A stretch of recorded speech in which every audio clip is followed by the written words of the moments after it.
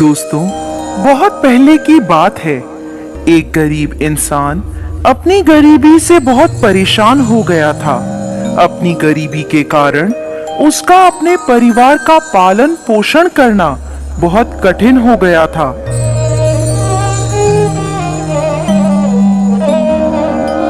एक पत्नी और 2 पुत्रों के भरण पोषण के बोझ ने उसके मन में उथल पुथल मचा दी थी। इसी उथल पुथल के चलते उसने घर छोड़कर भाग जाने का निर्णय ले लिया और एक रात वह चुपचाप अपना घर परिवार छोड़कर चला गया।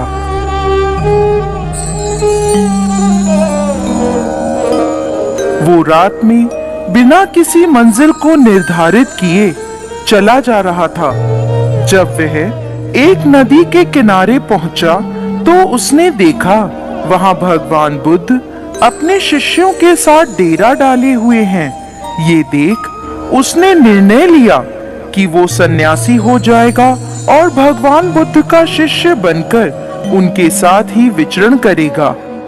ये निर्णय लेकर वो भगवान बुद्ध के डेरे में जाकर उनके चरणों में गिर गया और उनसे विनती करने लगा कि वो उसे अपना शिष्य बनाकर अपने साथ ही रख ले। भगवान बुद्ध ने उस गरीब इंसान पर कृपा करके उसे अपना शिष्य बना लिया। उसके बाद जब भगवान बुद्ध का काफिला आगे बढ़ा तो वो भी उनके साथ ही चल पड़ा। गर्मी का महीना था।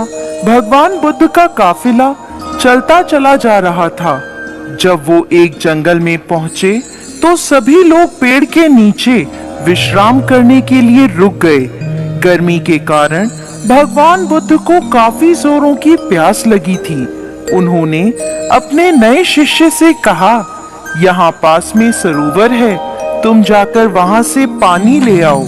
भगवान बुद्ध का आदेश सुनकर वो सरोवर से पानी लेने चल पड़ा।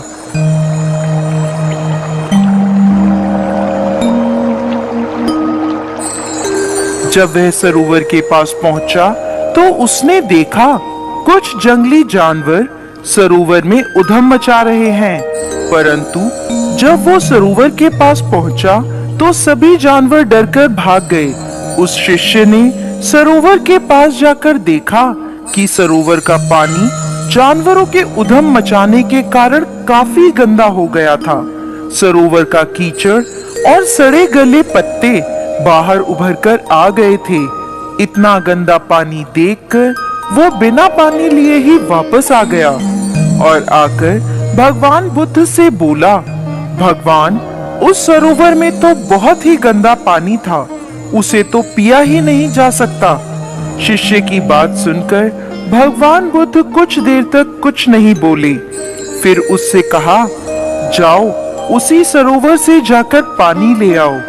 भगवान बुद्ध का ये आदेश सुनकर वो शिष्य पानी लेने चल तो पड़ा, परंतु मन में यही सोचता जा रहा था कि भगवान बुद्ध इतने गंदे पानी को पिएंगे कैसे।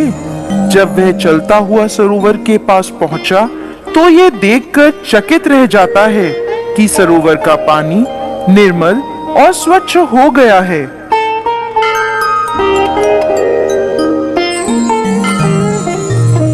वह पानी लेकर भगवान बुद्ध के पास आता है और उनसे ये प्रश्न करता है कि थोड़ी ही देर में सरोवर का पानी इतना साफ कैसे हो गया। तब भगवान बुद्ध ने उसे समझाते हुए कहा, जब जानवर पानी में उधम मचा रहे थे तब उसका कीचड़ उभर आया था, परंतु कुछ देर शांत रहने पर कीचड़ वापस नीचे बैठ गया और पानी फिर से निर्मल हो गया। इसी प्रकार हमारे मन की भी स्थिति होती है।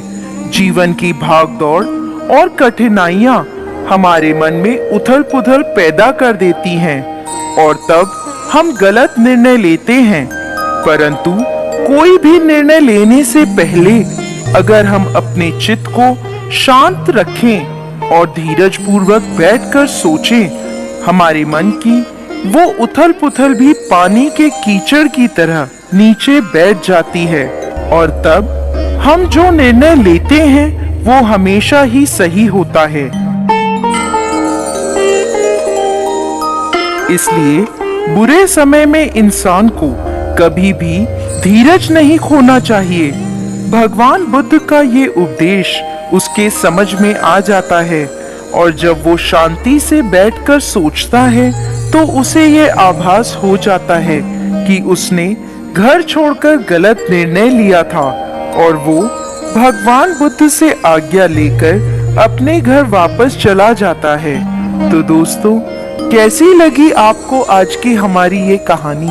हमें कमेंट बॉक्स में लिखकर जरूर भेजिएगा और साथ ही साथ हमारे इस चैनल को सब्सक्राइब जरूर करें।